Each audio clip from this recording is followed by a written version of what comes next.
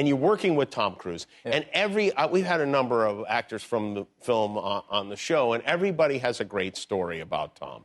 I'm wondering what the story behind this is, because this seems to be in kind of off-duty type situation. So that actually, my last day filming, we were flying up in the, I don't want to spoil anything, but it was a very intense flight sequence. And we were up by the mountains.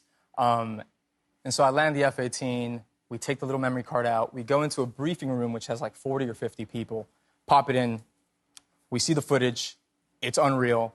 Everyone's clapping, I hear like, that's a picture wrap on Daniel Ramirez.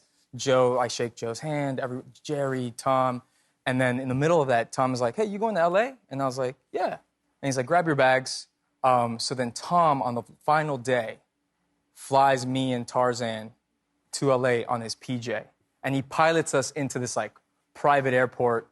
We land, we take that picture, and then right after, he's like, you guys are the next great stars. You guys got to take this to the next level. Well, I appreciate it. And it's this beautiful, beautiful, like just speech that he hypes us up with, and I've never felt more inspired than that moment. And then just like that, he pops up his helmet, gets on his motorcycle, and just zips away. And just like, even, like in 2 seconds, I couldn't see where he was at. So I was like, was this real? And then, yeah, that was... Now, do the other guys on the text chain know he gave you guys that speech and potentially not them? I mean, I remind them of it all the time. You do? Okay, yeah. all right. I'm just like, remember who's taking this to the next level. That's like just, I mean, it almost seems like a lot of work for Tom Cruise to be so Tom Cruise-y all the time. It's actually so easy. I think he makes it look easy, but it's just like he's